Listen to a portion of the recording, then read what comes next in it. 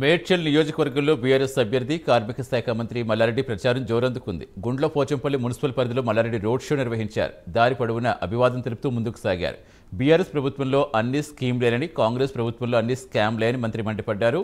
కాంగ్రెస్ అంటే కరువు, బీఆర్ఎస్ వస్తే మళ్లీ అన్ని స్కీములే అంటూ ఆకట్టుకున్నారు.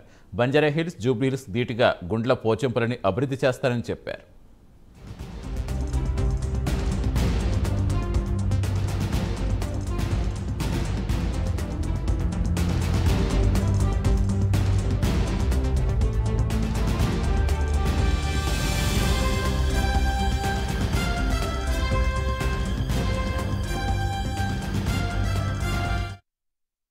కాంగ్రెస్ అంటేనే దివాళకోరు దివాళ చూపించిండ్రు, దేశాన్ని సత్యనాశ చేసిండ్రు.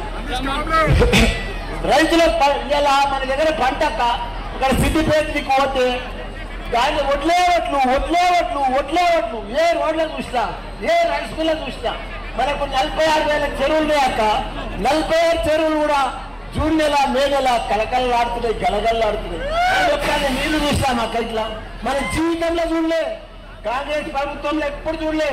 మన కేసీఆర్ వచ్చినాకనే మన నీళ్లు, ఈ పంటలు, ఇదంతా నిధులు ఒకటే అక్క.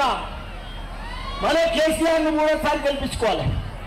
దేశంలో ఇప్పుడున్న మేనిఫెస్టో 400 సిలిండర్, 3,000 బీమా, ఇవన్నీ కూడా 15 లక్షల మన ఆరోగ్యశ్రీ, ఇట్లా రైతు బంధు 16,000, ఇవన్నీ కూడా దేశంలో ఎక్కడ లేవక్క. మన సీఎం ఇస్తాడు.